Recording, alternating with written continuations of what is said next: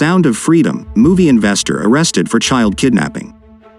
The impeccable success of Sound of Freedom at the box office and the enthusiasm of the public had placed her in the cinematographic spotlight. The film's reputation, however, has been tarnished by a recent scandal that has captured the attention of many, albeit for unfortunate reasons. Fabian Marta, one of the film's investors, has been arrested on charges of child kidnapping, as detailed in a court file revealed by U.S. media. Of course, the news is surprising because Sound of Freedom is about a child trafficking network. According to the information obtained, Marta is among the thousands of people who opened her wallet to finance the making of the film. Thanks to her financial position, she would have made a considerable donation.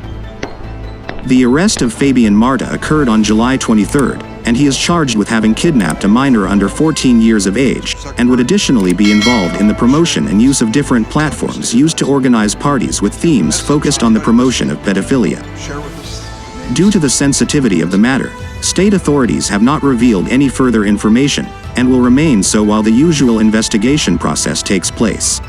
It is worth mentioning that in the state of Missouri, kidnapping is considered when a minor is retained, for a considerable period of time, by an unrelated person and without the consent of the parents or guardians. The action of the investor behind Sound of Freedom met those parameters, and that is why the authorities detained him. It is also highlighted that the contribution that Fabian Marta made to the film was through crowdfunding, which is why he was part of a long list of almost 7,000 people who contributed to the production of the film in the same way. Angel Studios uses crowdfunding to raise the necessary capital for each of its productions, allowing different individuals to contribute financially and become investors in the film. This was the case of Fabian Marta, and it is for this reason that he appears in the credits. According to the information obtained, Marta had proudly shown her financial support for the film on her Facebook profile. In response to concerns raised by fans of the film, St. Louis Metropolitan Police confirmed that charges against him were filed on July 21st, and he was arrested 2 days later.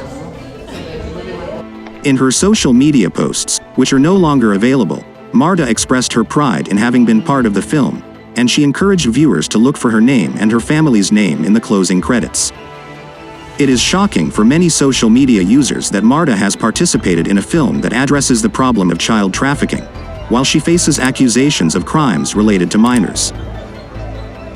After spending just over 24 hours in a prison in the city of St. Louis, Marta was released after paying bail of $15,000.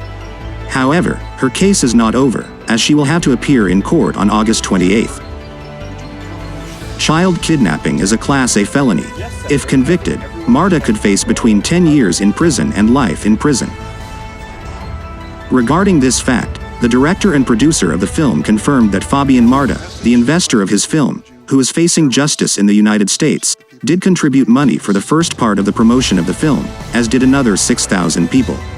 However, in the face of various criticisms that the actor accepted money from this person, Verostegui pointed out that he did not have any type of close relationship with this man. Eduardo Verostegui stated that Marta was one of the almost 7,000 investors in the project, and pointed out, "How am I going to control what more than 6,000 people do?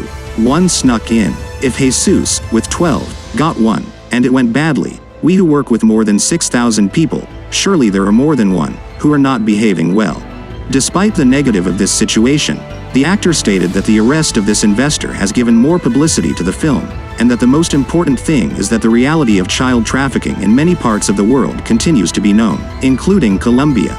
The actor regretted the situation.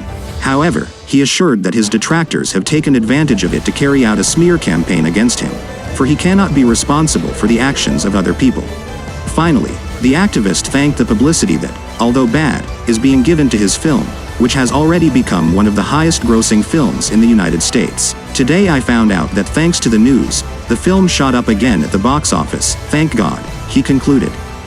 Undoubtedly, the investor's situation has generated even more conversation around Sound of Freedom.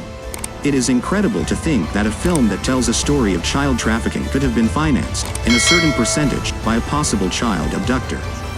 Don't forget to like the video, and subscribe to see more content.